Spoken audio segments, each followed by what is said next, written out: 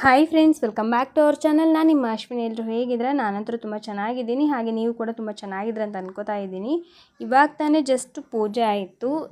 ತುಂಬ ದಿನದ ನಂತರ ಪೂಜೆ ಮಾಡಿದ್ದೀನಿ, ಅಂದರೆ ಒಂದು 9 ದಿನ ಗ್ಯಾಪ್ ಆದಮೇಲೆ ಪೂಜೆ ಮಾಡಿರೋದು. ನಿಮ್ಗೆ ಗೊತ್ತಿರೋ ಹಾಗೆ ಬ್ರಹ್ಮರಂಗೆ ಅಮ್ಮ ಕಾಣಿಸ್ಕೊಂಡಿತ್ತು, ಹಾಗಾಗಿ 9 ದಿನವೂ ಕೂಡ ನಮ್ಮ ಮನೇಲಿ ಪೂಜೆ ಏನು ಮಾಡಿರಲಿಲ್ಲ.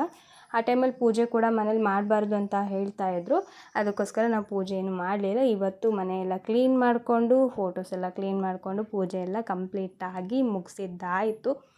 ಪೂಜೆ ಮಾಡಿದಾಗಿರೋಂಥ ಮನೇಲಿ ಏನು ಗುಡ್ ವೈಬ್ಸ್ ಅಂತ ಹೇಳ್ತೀವೋ, ಅದು ಪೂಜೆ ಮಾಡದಿರೋ ಟೈಮಲ್ಲಿ ಇರೋದಿಲ್ಲ. ಆವಾಗ ತುಂಬಾ ಒಂಥರ ಇರಿಟೇಟಿಂಗ್ ಆಗ್ತಾ ಇರುತ್ತೆ, ಮನೇಲಿ ಒಂಥರ ಶಾಂತಿನೇ ಇರೋದಿಲ್ಲ. ಸೊ ನಾವು ಬೇಕು ಅಂತ ಬಿಟ್ಟಿದ್ದಲ್ಲ, ಆ ಟೈಮ್ ಆ ಥರ ಇರೋದಕ್ಕೆ ಬಿಟ್ವಿ. ಬಟ್ ಇವಾಗ ಇದೆಲ್ಲ ಕ್ಲೀನ್ ಮಾಡಿಕೊಂಡು ಒಂದು ಪೂಜೆನ ಮಾಡಿದ ಮೇಲೆ ಮನೆ ಅನ್ನೋದು ಒಂಥರ ನೆಮ್ಮದಿ ಅಂತ ಅನ್ನಿಸ್ತಾ ಇದೆ ನನಗೆ ಈ ಹೊಸ್ಲಿಗೆ ಯಾವಾಗಲೂ ಕೂಡ ಹೀಗೆ ಇರಬೇಕು ಅನ್ನೋದೊಂದು ಆಸೆ. ಇದನ್ನು ನೋಡ್ತಾ ಇದ್ದರೆ ಏನೋ ಒಂಥರ ಖುಷಿ, ನನ್ನಲ್ಲೇ ನನಗೇನೋ ಒಂಥರ ಸಂತೋಷ.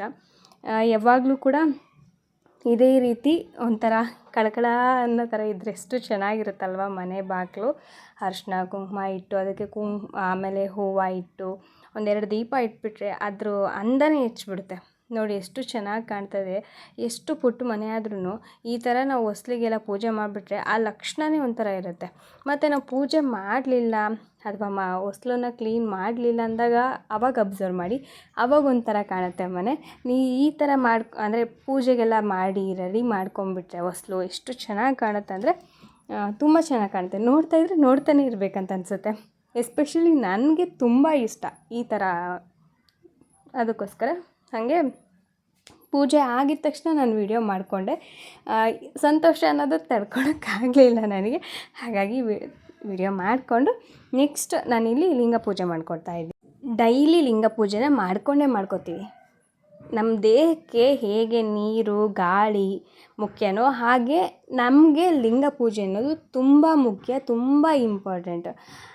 ಅದೊಂಥರ ನಮಗೆ ಪಾಸಿಟಿವ್ ಎನರ್ಜಿ ಕೊಡುತ್ತೆ. ಹಾಗೆ ಹೊರಗಡೆ ಹೋಗ್ಬೇಕಾದ್ರೆ ಶಿವ ನಮ್ಮ ಜೊತೆಯಲ್ಲೇ ಇದ್ದಾನೇನೋ ಒಂದು ಧೈರ್ಯ ಕೊಡುತ್ತೆ. ನಾವು ಎಂಥ ಪ್ಲೇಸಿಗೆ ಹೋದರೂ ಕೂಡ ಅಂದರೆ ಸ್ವಲ್ಪ ಭಯ ಆಗ್ತಾಯಿದೆಯಪ್ಪ ಅಂಥ ಪ್ಲೇಸ್ ಹತ್ರ ನಾವು ಇರೋದಕ್ಕಾಗ್ತಾಯಿಲ್ಲ ಅಂದಾಗಲೂ ಕೂಡ ನಮಗೆ ಒಂದು ಕಡೆ ಅದು ಏನೋ ಒಂಥರ ಪಾಸಿಟಿವಿಟಿ ಕೊಡ್ತಾ ಇದೆ. ಇಲ್ಲ, ಶಿವ ನನ್ನ ಜೊತೆ ಇದ್ದಾನೆ, ನನ್ನ ಹತ್ರ ಇದ್ದಾನೆ ಅನ್ನೋದೊಂದು ನಮಗೆ ಒಂಥರ ಒಂದು ಎನರ್ಜಿ ತುಂಬ್ದಂಗೆ ಆಗುತ್ತೆ. ಹಾಗಾಗಿ ನಾನು ಮೇನು ಸ್ನಾನ ಮಾಡಿ ಪೂಜೆ ಮುಗಿಸಿದ ತಕ್ಷಣ ಫಸ್ಟ್ ಮಾಡ್ಕೊಳೋದೇ ಲಿಂಗ ಪೂಜೆ. ಲಿಂಗ ಪೂಜೆ ಮುಗಿದ ಮೇಲೇ ಅಡುಗೆ ಕೆಲಸ ಅದು ಏನಿದೆ ಅವನ್ನ ಮಾಡ್ಕೋತೀನಿ.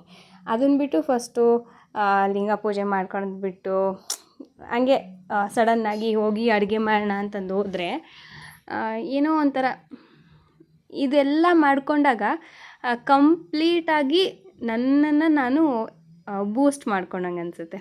ಹಾಗಾಗಿ ಪೂಜೆ ಅನ್ನೋದು ನಮಗೆ ತುಂಬ ಇಂಪಾರ್ಟೆಂಟ್, ಪ್ರತಿಯೊಬ್ಬರಿಗೂ ಕೂಡ ತುಂಬ ಇಂಪಾರ್ಟೆಂಟ್. ನಮ್ಮಲ್ಲಿರುವಂಥ ನೆಗೆಟಿವಿಟಿನ ತೆಗ್ದಾಕುತ್ತದು, ಪಾಸಿಟಿವಿಟಿನ ಹೆಚ್ಚು ಮಾಡುತ್ತೆ. ಹಾಗಾಗಿ ನಮಗೆ ಇದು ತುಂಬ ಇಂಪಾರ್ಟೆಂಟು. ಅದಕ್ಕೋಸ್ಕರ ಯಾವಾಗಲೂ ಕೂಡ ಮನೆಯಲ್ಲಿ ಹೆಣ್ಮಕ್ಳು ಪೂಜೆ ಮಾಡಿ, ಅದರಲ್ಲಿ ಹೆಣ್ಮಕ್ಳು ಮನೆಗೆ ಪೂಜೆ ಮಾಡಿದರೆ ತುಂಬ ಶ್ರೇಯಸ್ಸು, ಆಯಿತಾ. ಗಂಡು ಮಕ್ಕಳು ಪೂಜೆ ಮಾಡಿದರೆ ಇಡೀ ಮನೆಯಲ್ಲಿರುವಂಥ ಪ್ರತಿಯೊಬ್ಬರಿಗೂ ಕೂಡ ಶ್ರೇಯಸ್ ಅಂತಾರೆ, ಅಂದರೆ ಮನೆಯಲ್ಲಿರುವಂಥ ಗಂಡಸರು, ಆಯಿತಾ. ಅದರಲ್ಲೂ ಮತ್ತೆ ಮಕ್ಕಳ ಕೈಯಲ್ಲಿ ಪೂಜೆ ಮಾಡಿಸಿದರೆ ಇಡೀ ವಂಶಕ್ಕೆ ತುಂಬ ಒಳ್ಳೆಯದಂತ ಹೇಳ್ತಾರೆ ನಮ್ಮ ಹಿರಿಯರು. ಹಾಗಾಗಿ ಪೂಜೆ ಅನ್ನೋದು ತುಂಬಾ ಒಳ್ಳೆಯದು ಮನೇಲಿ ಮಾಡಿದರೆ, ಆಯಿತಾ. ತುಂಬ ಮಾತಾಡ್ತಾ ಇದ್ದೀನಿ ಅಂತ ಅನಿಸ್ತಾ ಇದೆ, ಸಾರಿ, ಆಯಿತಾ. ಏನೋ ಹೇಳಬೇಕಂತ ಅನ್ನಿಸ್ತು, ಹೇಳಿದೆ. ಎಲ್ಲಾದರೂ ರಾಂಗ್ ಆಗಿದ್ದರೆ ಅಥವಾ ಮಿಸ್ಟೇಕ್ ಆಗಿದ್ದರೆ ದಯವಿಟ್ಟು ಕ್ಷಮಿಸಿ. ನನಗೇನೋ ಹೇಳ್ಬೇಕಂತ ಅನ್ನಿಸ್ದಾಗ ಹೇಳಿಬಿಡ್ಬೇಕು, ಇಲ್ಲ ಸುಮ್ಮನೆ ಇದ್ಬಿಡಬೇಕು. ಸುಮ್ಮನೆ ಇರಬೇಕಂದ್ರೂ ಕೂಡ ಇರೋದಕ್ಕಾಗಲ್ಲ, ಹೇಳಬೇಕು ಅನ್ನೋದೇ ಬರೋದು ಮೈಂಡಲ್ಲಿ, ಅದಕ್ಕೋಸ್ಕರ ಹೇಳ್ತಾ ಇದ್ದೀನಿ. ಹಾಗೆ ಫ್ರೆಂಡ್ಸ್, ಹೊಸದಾಗಿ ನನ್ನ ಚಾನಲ್ನ ನೋಡ್ತಾ ಇದ್ದರೆ ನಿಮಗೆ ಗೊತ್ತಲ್ಲ, ಒಂದು ಲೈಕ್ ಮಾಡೋದನ್ನು ಮಾತ್ರ ಮರಿಬೇಡಿ. ಯಾವಾಗ್ಲೂ ಜೋಶಾಗಿರಬೇಕಂತ ಹೇಳಿ ಡಿಸೈಡ್ ಮಾಡಿದ್ದೀನಿ, ಹಾಗೆ ಜೋಶಾಗಿ ಮಾತಾಡ್ತಾ ಇದ್ದೀನಿ. ನಿಮ್ಗೇನಾದರೂ ಇರಿಟೇಟಿಂಗ್ ಆದರೆ ಅಥವಾ ಇದೇನಪ್ಪ ತುಂಬ ಕೊಯ್ತಾ ಇದ್ದಾರೆ ಅಂತ ಅನಿಸಿದರೆ ದಯವಿಟ್ಟು ಕ್ಷಮಿಸಿ, ಆಯಿತಾ. ಇವಾಗ ಲಿಂಗ ಪೂಜೆ ಮಾಡ್ಕೋತಾ ಇದ್ದೀನಲ್ಲ, ಇದನ್ನು ಅಂದರೆ ನಾವು ಲಿಂಗ ಅದು ಪೀಠಲಿಂಗ ಅಂತ ಇರುತ್ತೆ, ಆಯಿತಾ. ನಮಗೆ ಪೀಠಲಿಂಗನ ಅದನ್ನು ಕಂತಿ ಕಟ್ಟಿಸ್ತಾರೆ. ತುಪ್ಪದ ಕಂತಿ ಬೇರೆ, ಎಣ್ಣೆ ಕಂತಿ ಬೇರೆ ಕಟ್ಟಿಸ್ತಾರೆ. ನಾವು ತುಪ್ಪದ ಕಂತಿ ಕಟ್ಟಿಸಿರೋದು ಡೈಲಿ ಪೂಜೆ ಮಾಡ್ಕೊಳ್ಳೋಕ್ಕೆ. ನಾವು ನೀರು ಹಾಕಿ ಅದನ್ನು ವಾಶ್ ಮಾಡ್ಕೊಂಡಾದ್ಮೇಲೆ ಒಂದು ಬಟ್ಟೆಗೆ ಚೆನ್ನಾಗಿ ಒರೆಸ್ಬೇಕು. ನಾವು ಎಷ್ಟು ಚೆನ್ನಾಗಿ ಒರೆಸ್ತೀವೋ ಅಷ್ಟು ಚೆನ್ನಾಗಿ ಅದು ಶೈನಿಂಗ್ ಬರುತ್ತೆ ಮತ್ತು ಅದು ಆಕಾರ ಚೆನ್ನಾಗಿರುತ್ತೆ. ಇಲ್ಲ ನಾವು ಹೆಂಗೆ ಬೇಕಂಗೆ ಒರೆಸಿದ್ವಿ ಅಂದರೆ ಅದು ಆಕಾರನೇ ಸ್ವಲ್ಪ ಇದಾಗುತ್ತೆ, ಎಡವಟ್ಟಾಗುತ್ತೆ. ಹಾಗೆ ಶೈನಿಂಗ್ ಅನ್ನೋದು ಇರೋದಿಲ್ಲ. ಮತ್ತು ನೀರು ಅದರಲ್ಲಿ ಉಳ್ಕೊಂತು ಅಂದರೆ ಆ ಲಿಂಗ ಭಿನ್ನವಾಗುವಂಥ ಚಾನ್ಸಸ್ ಇರುತ್ತೆ. ಭಿನ್ನು ಅಂದರೆ ಸೀಳೋದು, ಆಯಿತಾ, ಭಿನ್ನ ಆಗೋದು, ಆ ಥರ ಆಗೋವಂಥ ಚಾನ್ಸಸ್ ಇರುತ್ತೆ. ಅದಕ್ಕೋಸ್ಕರ ಒಂದು ಬಟ್ಟೆ ತೊಗೊಂಡು ಚೆನ್ನಾಗಿ ಒರೆಸ್ಬೇಕು. ಒರೆಸ್ಬಿಟ್ಟಾದಮೇಲೆ ನಾವು ಲಿಂಗ ಪೂಜೆನ ಮಾಡ್ಕೋತೀವಿ, ಆಯಿತಾ. ಮದುವೆಗಿಂತ ಮುಂಚೆ ನನಗೆ ಇದ್ರ ಬಗ್ಗೆ ಏನೂ ಗೊತ್ತಿಲ್ಲ. ಮದುವೆ ಆದಮೇಲೆ ನಾನು ಕಲಿತಿದ್ದು ಮೇನ್ ಏನಂದರೆ ನಮ್ಮ ಅತ್ತೆಯಿಂದ, ಆಯಿತಾ.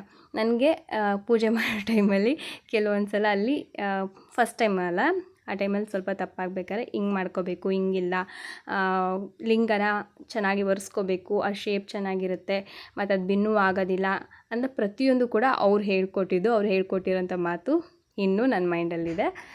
ಕೆಲವೊಂದಷ್ಟು ಅವ್ರು ಹೇಳಿರೋಂಥ ಮಾತುಗಳು ನನ್ನ ಮೈಂಡಲ್ಲಿ ಹಾಗೇ ಉಳಿದಿದೆ. ನಾವು ಅವ್ರ ಜೊತೆ ಇಲ್ಲ, ಬಟ್ ಆದರೂ ಅವ್ರು ಹೇಳಿದಂಥ ಒಂದಷ್ಟು ಮಾತುಗಳು ನಮ್ಮ ಜೊತೆ ಇದೆ, ಆಯಿತಾ. ಅವ್ರ ಜೊತೆ ಇಲ್ಲ ಅಂದರೆ ಅವರು ಬೇರೆ ಊರಲ್ಲಿದ್ದಾರೆ, ನಾವು ಇಲ್ಲಿದ್ದೀವಿ, ಸಪ್ರೇಟ್ ಇದ್ದೀವಿ. ಹಾಗಾಗಿ ಬಟ್ ಗೊತ್ತಿಲ್ಲ ಆ ದೇವ್ರು ಮತ್ತೆ ಯಾವಾಗ ನಮ್ಮನ್ನು ಸೇರಿಸ್ತಾನೆ ಅನ್ನೋದು. ನಾನು ಕೂಡ ವೇಟ್ ಮಾಡ್ತಾಯಿದ್ದೀನಿ. ಕೆಲವೊಂದು ಸಿಚುವೇಶನ್ಸ್ ಇರುತ್ತಲ್ವ, ನಾವು ಮಾಡಿರುವಂಥ ಪಾಪ ಕರ್ಮಗಳು ಅದು ಕಳ್ಕೊಂಡು ಹೋಗಬೇಕು. ಸೊ ಅದಾದಮೇಲೆ ನಮ್ಗೆ ಗುಡ್ ಟೈಮ್ ಅನ್ನೋದು ಸ್ಟಾರ್ಟ್ ಆಗುತ್ತೆ. ಸೊ ಆ ಗುಡ್ ಟೈಮ್ ಸ್ಟಾರ್ಟ್ ಆಗೋವರೆಗೂ ನಾವು ವೇಟ್ ಮಾಡಲೇಬೇಕು. ಹಾಗಾಗಿ ನಾನು ಕೂಡ ವೇಟ್ ಮಾಡ್ತಾಯಿದ್ದೀನಿ. ಕೆಲವೊಂದು ಗಾದೆ ಇದೆ, ಏನು ಗೊತ್ತಾ, ಹಲ್ಲಿದ್ದವ್ರು ಕಡ್ಲಿ ಇಲ್ಲ, ಕಡ್ಲಿ ಇದ್ದವ್ರಿಗೆ ಹಲ್ಲಿಲ್ಲ. ಏನಕ್ಕೆ ಹೇಳಿದೆ ಅಂತ ಹೇಳ್ಬಿಟ್ಟು ಅರ್ಥ ಮಾಡ್ಕೊಳ್ಳಿ, ಆಯಿತಾ. ನನಗೆ ತುಂಬ ಆಸೆ, ಒಟ್ಟಿಗೆ ಇರಬೇಕು, ಫ್ಯಾಮ್ಲಿ ಜೊತೆ ಇರಬೇಕು, ಅತ್ತೆ ಮಾವರ ಜೊತೆ ಇರಬೇಕು ಅನ್ನೋದೊಂದು. ಆದರೆ ನನಗೆ ಆ ಒಂದು ಇದು ಇಲ್ಲ. ಏನು ಮಾಡೋದು, ನಾವು ಪಡ್ಕೊಂಬಂದಿರೋದು ಇಷ್ಟು ಅಷ್ಟೇ. ನಾವು ಎಷ್ಟು ಪಡ್ಕೊಂಬಂದಿದ್ದೀವೋ ಅಷ್ಟರಲ್ಲೇ ಹ್ಯಾಪಿಯಾಗಿರಬೇಕು. ಸೊ ಹ್ಯಾಪಿಯಾಗಿದ್ದೀನಿ. ಈಗ ಪೂಜೆ ಎಲ್ಲ ಮುಗಿದ್ಮೇಲೆ ಒಲೆಯಲ್ಲಿ ನೀರಿಕ್ಕಿದ್ದೆ, ಒಲೆ ಮೇಲೆ ನೀರಿಕ್ಕಿದ್ದೆ, ಆಯಿತಾ. ನೀರು ಕಾದಿದೆಯೋ ಇಲ್ಲ ಅಂತ ಚೆಕ್ ಮಾಡಿದೆ. ಯಾಕಂದರೆ ಈಗ ಮಕ್ಕಳು ಸ್ನಾನ ಮಾಡ್ತಾರೆ, ಹಾಗಾಗಿ ನೀರು ಕಾದಿದೆಯಲ್ಲ ಅಂತ ಚೆಕ್ ಮಾಡಿದೆ. ನೀರು ಚೆನ್ನಾಗೇ ಕುದೀತಾ ಇದೆ. ಹಾಗೆ ರಾತ್ರಿ ಮಾಡಿರೋಂಥ ಸಾಂಬಾರು ಸ್ವಲ್ಪ ಇತ್ತಲ್ಲ, ಅದನ್ನು ಚೆಲ್ಲಲ್ಲ, ಬಿಸಿ ಮಾಡಿ ಮತ್ತೆ ಊಟ ಮಾಡ್ತೀವಿ. ಯಾಕಂದರೆ ಸ್ವಲ್ಪನೂ ಕೂಡ ಈಗ ಚೆಲ್ಲೋವಂಥ ಇದು ಇಲ್ಲ. ಗ್ಯಾಸ್ ಸಿಲಿಂಡರ್ ಗೊತ್ತಲ್ಲ ಎಷ್ಟು ಅಭಾವ ಆಗಿಬಿಟ್ಟಿದೆ ಅಂತ ಹೇಳಿ, ಹಾಗಾಗಿ ಸ್ವಲ್ಪ ಇದ್ರೂ ಕೂಡ ಚೆಲ್ಲಲ್ಲ. ಏನು ಗೊತ್ತಾ, ಗ್ಯಾಸ್ ಇಲ್ಲ ಅಂತಂದಲ್ಲ, ನಮ್ಮಲ್ಲಿ ಯಾವಾಗಲೂ ಹಾಗೇ ಸ್ವಲ್ಪ ಮಿಕ್ಕಿದೆ ಅಂದ ತಕ್ಷಣ ಚೆಲ್ಲೋದಕ್ಕೆ ಹೋಗಲ್ಲ, ಪೂರ್ತಿ ಖಾಲಿ ಮಾಡ್ತೀವಿ. ಅಕಸ್ಮಾತ್ ಏನಾದ್ರು ಹಾಳಾಗಿದ್ದರೆ ಮಾತ್ರ ಚೆಲ್ಲೋದು, ಆಯಿತಾ. ಆದಷ್ಟು ಹಾಳಾಗದೇ ಇರೋ ಥರ ನೋಡ್ಕೋತೀವಿ. ಹಾಗೆ ಈಗ ಪಾತ್ರೆ ಎಲ್ಲ ತೊಳೆದಿಕ್ಕಿದ್ದೆ, ಅದನ್ನು ತೆಗ್ದಿಕ್ತಾ ಇದ್ದೀನಿ. ಆವಾಗಲೇ ಇಡೋಣ ಅಂತ ಅಂದ್ಕೊಂಡೆ, ಹೇಳಿದ್ನಲ್ವ, ಫಸ್ಟ್ ಪೂಜೆ, ಅದಾದಮೇಲೆ ನೆಕ್ಸ್ಟ್ ಕೆಲಸ. ಅದಕ್ಕೋಸ್ಕರ ಇವಾಗ ಲೋಟ, ಅದು ಚೊಂಬು ಏನಿದಾವೋ ಅದೆಲ್ಲ ಕೂಡ ಜೋಡಿಸಿ ಇಟ್ಕೊಳ್ತಾ ಇದ್ದೀನಿ. ಮತ್ತು ಮನೆ ಕ್ಲೀನ್ ಕೂಡ ಮಾಡಬೇಕು. ಟೈಮ್ ಅನ್ನೋದು ಸಿಗ್ತಾಯಿಲ್ಲ ನನಗೆ ಮನೆ ಕ್ಲೀನ್ ಮಾಡೋದಕ್ಕೆ. ಆಗಲೇ ಒಂದು ತಿಂಗಳೇನೋ 2 ತಿಂಗಳಾಯಿತು ಮನೆ ಕ್ಲೀನ್ ಮಾಡಿಲ್ಲ. ಪದೇ ಪದೇ ಕ್ಲೀನ್ ಮಾಡಬಾರ್ದು ಅಂತಲೂ ಕೂಡ ಹೇಳ್ತಾರೆ. ಒಬ್ಬೊಬ್ರು ಮಾಡಬೇಕು ಅಂತ ಹೇಳ್ತಾರೆ, ಒಬ್ಬೊಬ್ರು ಮಾಡಬಾರ್ದು ಅಂತ ಹೇಳ್ತಾರೆ. ಯಾರ ಮಾತನ್ನು ಹೆಂಗೆ ಕೇಳೋದಂತಲೂ ಕೂಡ ಗೊತ್ತಾಗಲ್ಲ. ಆದ್ರೂ ಮೇನ್ ಏನಂದರೆ ನಾವು ಕಿಚನ್ನು ನೀಟಾಗಿರ್ಬೇಕು ನನಗೆ. ಯಾಕಂದರೆ ಇಲ್ಲಿ ಅಡುಗೆ ಎಲ್ಲ ಮಾಡ್ಕೋತೀವಿ ಅಲ್ವಾ. ಮೇನು ಅಡುಗೆ ರೂಮ್ನ ಎಷ್ಟು ನೀಟಾಗಿಟ್ಟರು ಕೂಡ ಸಾಲದು. ಅದರಲ್ಲಿ ನಮ್ಮದು ಏನು ಗ್ಯಾಸ್ ಸ್ಟವ್ ಇದೆ ನೋಡ್ತಿದ್ರಲ್ವ, ಅಲ್ಲಿ ಏನು ಒಗ್ಗರಣೆ ಹಾಕಿದ್ರು ಕೂಡ ಆ 2 ಶೆಲ್ಫ್ ಇದಾವಲ್ಲ, ಅದ್ರ ತುಂಬ ಎಣ್ಣೆ ಜಿಡ್ಡಾಗಿರುತ್ತೆ. ವಾರಕ್ಕೊಮ್ಮೆ ಒರೆಸಿದ್ರು ಕೂಡ ಹಾಗೆ ಇರುತ್ತೆ. ಮತ್ತೇನು ಮಾಡೋದು, ಒರೆಸ್ಕೊಳ್ತಾನೆ ಇರಬೇಕು. ಸೋಪು ಮತ್ತು ಗುಂಜಿರುತ್ತಲ್ಲ, ತಂತಿ ಗುಂಜು, ಅದನ್ನೆಲ್ಲ ಹಾಕಿ ತಿಕ್ಕಿದರೆ ಅದು ನೀಟಾಗಿ ವಾಶ್ ಆಗುತ್ತೆ ಮತ್ತು ಎಣ್ಣೆ ಜಿಡ್ಡೆಲ್ಲ ಹೋಗುತ್ತೆ. ನಮಗೆ ಬೇರೆ ಕಡೆ ಪ್ಲೇಸ್ ಇಲ್ಲ, ನಮಗೆ ಅದು ಸ್ಟವ್ನ ಇಕ್ಬೇಕಂದ್ರೂ ಕೂಡ ಆ ಟೈಮಲ್ಲಿ, ಅಂದರೆ ಈ ಮನೆ ಕಟ್ಸೋ ಟೈಮಲ್ಲಿ ಏನು ಪ್ಲ್ಯಾನಿಂಗೇ ಮಾಡಿಲ್ಲ, ಸುಮ್ಮನೆ ಕಟ್ಸಿರೋ ಅಂಥದ್ದಿದು. ಸೊ ಅವಾಗ ಹೆಂಗಿದೆಯೋ ಹಾಗೇ ನಾವು ಕೂಡ ಸುಮ್ಮನೆ ಬಿಟ್ಟಿದ್ದೀವಿ. ಇವಾಗೇನು ಚೇಂಜಸ್ ಮಾಡ್ಕೊಳಕ್ಕೆ ಹೋಗಿಲ್ಲ. ಇವಾಗೆಲ್ಲ ಚೇಂಜಸ್ ಮಾಡ್ಬೇಕಂದ್ರೆ ಇದಕ್ಕೂ ಒಂದು ಸ್ವಲ್ಪ ಅಮೌಂಟ್ ಬೇಕಲ್ಲ, ಅದಕ್ಕೆ. ಮತ್ತು ಇವಾಗ ಏನು ಮಾಡ್ತಾಯಿದ್ದೀನಿ ಅಂದರೆ, ಗೋಧಿ ಹಿಟ್ಟನ್ನು ಜಲ್ಡಿ ಹಿಡಿತಾ ಇದ್ದೀನಿ. ಶಾವಿಗೆ ಒಸಿತೀವಲ್ವ ಡೈಲಿ, ಹಂಗಾಗಿ ಗೋಧಿ ಹಿಟ್ಟನ್ನು ಜಲ್ಡಿ ಹಿಡ್ದಿಕ್ತಾ ಇದ್ದೀನಿ. ಜಲ್ಡಿ ಹಿಡ್ದು ಈ ಥರ ಒಂದು ಕವರಲ್ಲಿ ಹಾಕಿ ಇಟ್ಕೊಂಡ್ಬಿಟ್ವಿ ಅಂದರೆ ಯಾವಾಗ ಬೇಕು ಆವಾಗ ಅದನ್ನು ಹಿಟ್ಟನ್ನು ತೊಗೊಂಡು ಕಲಸಿ ಶಾವಿಗೆ ಒಸ್ಕೋತೀವಿ. ನಮ್ಮ ಕಡೆ ಗೌಲಿ ಅಂತಾರೆ, ಕೆಲವೊಬ್ರು ಶಾವಿಗೆ ಅಂತಾರೆ, ಕೆಲವೊಬ್ರು ಸೌತಿ ಬೀಜ ಅಂತಾರೆ. ನಿಮ್ಮ ಕಡೆ ಏನು ಹೇಳ್ತೀರ ಅದನ್ನು ಕಾಮೆಂಟ್ ಮಾಡಿ ತಿಳಿಸಿ ಆಯಿತಾ. ಮತ್ತು ಇಲ್ಲಿ ನನ್ನ ಮಗಳು ಏನೋ ಕಂಪ್ಲೇಂಟ್ ಹೇಳ್ತಾ ಇದ್ಲು ಅವ್ರ ಅಣ್ಣನ ಬಗ್ಗೆ. ಅವಳು ಕಂಪ್ಲೇಂಟ್ ಹೇಳ್ತಾ ಇರ್ತಾಳೆ, ನಾನು ಹ್ಞೂ ಹ್ಞೂ ಅಂತ ಅಂತಿರ್ಬೇಕಷ್ಟೇ. ಇಲ್ಲ ಅಂತಂದರೆ ನೀನು ಅವನಿಗೇನು ಹೇಳಲ್ಲ, ನನಗೆ ಹೇಳ್ತೀಯ ಅಂತ ಹೇಳ್ಬಿಟ್ಟು ಕೂಗಾಡ್ತಾಳೆ. ಹಾಗೆ ಇವಾಗ ಟಿಫನಿಗೆ ಉಪ್ಪಿಟ್ಟು ಮಾಡ್ತಾಯಿದ್ದೀನಿ. ಇವತ್ತು ಲಂಚ್ ಬಾಕ್ಸ್ ಇಲ್ಲ, ಹಾಗಾಗಿ ಟಿಫನಿಗೆ ಉಪ್ಪಿಟ್ಟು ಮಾಡಿ ತಿನ್ನಿಸಿ ಅವ್ರನ್ನ ಸ್ಕೂಲಿಗೆ ಕಳಿಸ್ಬೇಕು. ಉಪ್ಪಿಟ್ಟು ಮಾಡೋ ಟೈಮಲ್ಲಿ ಸ್ವಲ್ಪ ಎಣ್ಣೆ ಮತ್ತು ಒಂದು ಸ್ವಲ್ಪ ತುಪ್ಪ ಕೂಡ ಹಾಕ್ತೀನಿ, ಆವಾಗ ಟೇಸ್ಟು ಚೆನ್ನಾಗಿರುತ್ತೆ. ಮತ್ತು ಇನ್ನೊಂದೇನು ಗೊತ್ತಾ, ನನ್ನ ಮನೆಯಲ್ಲಿ ನಾನು, ಅಜ್ಜು ಮತ್ತು ನಮ್ಮ ಮನೆಯವರು ನಮ್ಮ ಮನೆಯವರಲ್ಲ ನಮ್ಮಮ್ಮ 3 ಜನ ಅಷ್ಟೇ ತುಪ್ಪ ತಿನ್ನೋರು.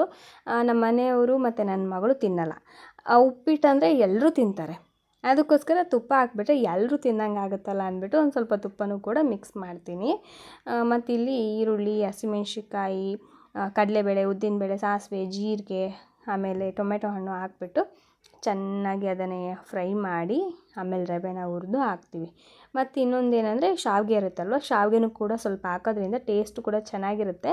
ಮಧ್ಯದಲ್ಲಿ ಶಾವಿಗೆ ಸಿಗೋದ್ರಿಂದ ಏನೋ ಒಂಥರ ತಿನ್ನಬೇಕು ಅಂತ ಅನಿಸುತ್ತೆ. ಆ ಥರನೂ ಕೂಡ ಮಾಡ್ಕೋತೀವಿ ಆಯಿತಾ. ಕೊತ್ತಂಬರಿ ಸೊಪ್ಪು ಇವತ್ತು ಹಾಕಿದ್ದೀನಿ.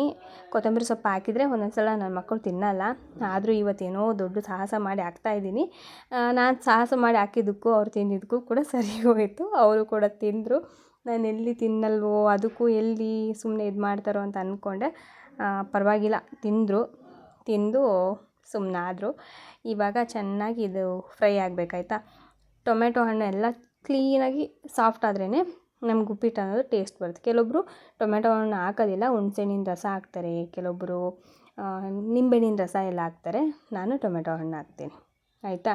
ಇವಾಗ ಅದೆಲ್ಲ ಮುಗ್ದಾದ್ಮೇಲೆ ಮಕ್ಕಳನ್ನ ಸ್ಕೂಲಿಗೆ ಕಳಿಸಿ ನೆಕ್ಸ್ಟು ನಾನಿಲ್ಲಿ ಬಟ್ಟೆಗಳೆಲ್ಲ ಫೋಲ್ಡ್ ಮಾಡೋದಿದ್ವು. ಕೆಲವೊಂದಷ್ಟು ಬಟ್ಟೆಗಳು ನಾನು ಯೂಸ್ ಮಾಡದೇ ಇರೋ ಇದ್ವು, ಮಕ್ಕಳದ್ದು ಯೂಸ್ ಮಾಡದೇ ಇರೋವೆಲ್ಲ ಇದ್ವು. ಅವನ್ನೆಲ್ಲ ತೆಗ್ದಿಟ್ಟು ದಿಂಬೋಣ ಅಂತ ಹೇಳ್ಬಿಟ್ಟು ಅದನ್ನೆಲ್ಲ ತೆಗ್ದಿಕ್ತಾಯಿದ್ದೀನಿ. ಹಾಗೆ ಕೆಲವೊಂದಷ್ಟು ಬಟ್ಟೆಗಳನ್ನ ಕೂಡ ನೀಟಾಗಿ ಫೋಲ್ಡ್ ಮಾಡಿ ಮತ್ತೆ ಇಕ್ತಾಯಿದ್ದೀನಿ. ಈ ಸೂಟ್ ಕೇಸ್ ಎಲ್ಲ ತುಂಬ ವರ್ಷದ್ದು, ತುಂಬ ಹಳೆಯ ಕಾಲದ್ದು, ನಾನು ಹುಟ್ಟೋಕ್ಕೆ ಮುಂಚೆ ಇಂದು ಇದೆಲ್ಲ ಹೇಳಬೇಕಂದ್ರೆ. ಯಾಕಂದರೆ ಇದು ನಮ್ಮದಲ್ಲ ಆಯಿತಾ, ಇದು ನಮ್ಮ ಮನೆಯವರು ಕೆಲಸ ಮಾಡ್ತಾರಲ್ವ, ಸೊ ಅಲ್ಲಿ ಅವರು ಓನರ್ ಅವರು ಕೊಟ್ಟಿರೋದು. ನನಗಿದ್ರಲ್ಲಿ ಹೇಳ್ಕೊಳೋಕೆ ಏನೂ ಬೇಜಾರಿಲ್ಲ, ಸೊ ಹೇಳ್ಕೊಳ್ತಾ ಇದ್ದೀನಿ ಅಷ್ಟೇ. ಅವ್ರದ್ದು ಆಯಿತಾ. ಅದನ್ನು ಕೊಟ್ಟಿದ್ರಲ್ಲ, ಮನೆ ಶಿಫ್ಟ್ ಮಾಡೋ ಟೈಮಲ್ಲಿ ಕೊಟ್ಟಿದ್ದರು. ಅದರೊಳಗಡೆ ನನ್ನ ಬಟ್ಟೆಗಳು ಅಂದರೆ ಚುಡಿ ಅದೆಲ್ಲ ಇರುತ್ತಲ್ವ, ಡೈಲಿ ಯೂಸ್ ಮಾಡೋವಂಥವು, ಅದನ್ನೆಲ್ಲ ತೆಗ್ದಿಕ್ತಾ ಇದ್ದೀನಿ. ಸೊ ಇದನ್ನೆಲ್ಲ ತೆಗ್ದಿಟ್ಬಿಟ್ಟೆ ಅಂದರೆ ನನ್ನ ಕೆಲಸ ಅರ್ಧಕ್ಕರ್ಧ ಮುಗ್ದಂಗೆ. ಹಾಗೆ ಕೆಲವೊಂದಷ್ಟು ಬ್ಯಾಗೆಲ್ಲ ಏನಿದಾವೋ ಅದು ನಮ್ಮ ಮನೆಯವ್ರದ್ದು, ನನ್ನ ಮಕ್ಕಳದು, ಹಾಗೆ ಅಮ್ಮಂದು. ಸೊ ಇದೆಲ್ಲ ಹಿಂಗೆಲ್ಲ ಸಪ್ರೇಟ್ ಇಡೋ ಬದಲು ಒಂದು ಬೀರು ತಗೊಂಬರೋಣ ಅಂತ ಅಂದ್ಕೊಂಡಿದ್ದೀನಿ. ನೋಡಬೇಕು, ಯಾಕಂದರೆ ಇವಾಗ ರಜಾ ಬಂತು, ರಜಾ ಮುಗಿದ್ಮೇಲೆ ಮಕ್ಕಳು ಸ್ಕೂಲು ಎಲ್ಲ ಸ್ಟಾರ್ಟ್ ಆಗುತ್ತೆ. ಆವಾಗ ಅವರಿಗೆ ಸ್ಕೂಲಿನ ಫೀಸ್ ಕಟ್ಟೋದು, ಆಮೇಲೆ ಬಟ್ಟೆ ತರೋದು ಅದೆಲ್ಲ ಇದಾವೆ. ನೋಡಿಕೊಂಡು ಸ್ವಲ್ಪ ಅಮೌಂಟನ್ನು ಎತ್ತಿಟ್ಬಿಟ್ಟು ತೊಗೊಂಬರೋಣ ಅಂತ ಅಂದ್ಕೊಂಡಿದ್ದೀನಿ. ತೊಗೊಂಬಂದ್ರೇ ಇದಕ್ಕೆಲ್ಲ ಒಂದು ಪರಿಹಾರ ಸಿಗೋದು. ಸೊ ಏನು ಮಾಡೋದಕ್ಕಾಗಲ್ಲ, ಅಲ್ಲಿವರೆಗೂ ವೆಯ್ಟ್ ಮಾಡಬೇಕು ಅಷ್ಟೇ.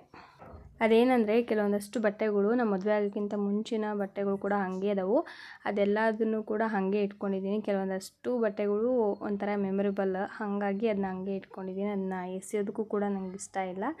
ಅದಕ್ಕೋಸ್ಕರನೇ ಇವಾಗ ಯಾವುದು ರೀಸೆಂಟಾಗಿ ತೊಗೊಂಡು ಹರಿದೋಗಿದೆಯೋ ಅಥವಾ ಯೂಸ್ ಮಾಡ್ತಾಯಿಲ್ವೋ ಅಂಥವ್ನು ಮಾತ್ರ ತೆಗ್ದಿಟ್ಟಿದ್ದೀನಿ. ಇನ್ನು ಉಳ್ಕಿದ್ದೆಲ್ಲ ಮತ್ತೆ ಜೋಡಿಸಿ ಇದರಲ್ಲಿ ಹಾಕಿ ಇಟ್ಟಿದ್ದೀನಿ. ಇದೆಲ್ಲ ಮುಗಿಸ್ಕೊಂಡು ರಾತ್ರಿ ಊಟಕ್ಕೆ ಇವತ್ತು ಚಪಾತಿ, ಹೀರೆಕಾಯಿ ಪಲ್ಯ ಮಾಡಿದ್ದೆ. ತುಂಬ ಅಂದರೆ ತುಂಬ ಚೆನ್ನಾಗಿತ್ತು ಹೀರೆಕಾಯಿ ಪಲ್ಯ. ಹೊಸ ಥರದ್ದು ಟ್ರೈ ಮಾಡಿದೆ, ಏನೋ ಒಂಥರ ಟೇಸ್ಟು ಚೆನ್ನಾಗಿತ್ತು. ನೆಕ್ಸ್ಟು ಈ ಒಂದು ರೆಸಿಪಿ ವಿಡಿಯೋನು ಕೂಡ ನಿಮ್ಮ ಜೊತೆ ಶೇರ್ ಮಾಡ್ಕೋತೀನಿ. ಇವತ್ತಿನ ಊಟಕ್ಕೆ ಚಪಾತಿ, ಪಲ್ಯ, ರೈಸು, ಸಾಂಬಾರು ಇಷ್ಟೇ ಫ್ರೆಂಡ್ಸ್ ಇವತ್ತಿನ ವಿಡಿಯೋ. ನಿಮಗೆ ವಿಡಿಯೋ ಇಷ್ಟ ಆಗಿದರೆ ಒಂದು ಲೈಕ್ ಮಾಡಿ, ಶೇರ್ ಮಾಡಿ, ಕಾಮೆಂಟ್ ಮಾಡಿ, ಹಾಗೆ ಸಬ್ಸ್ಕ್ರೈಬ್ ಮಾಡಿದೆ ನೋಡ್ತಾರೆ ಪ್ಲೀಸ್ ಸಬ್ಸ್ಕ್ರೈಬ್ ಮಾಡ್ಕೊಂಡು ನೋಡಿ. ನಾಳೆ ನಿಮ್ಮ ಜೊತೆ ಮತ್ತೆ ಸಿಗೋಣ. ಅಲ್ಲಿವರೆಗೂ ಕೀಪ್ ವಾಚಿಂಗ್ ಮೈ ಚಾನಲ್.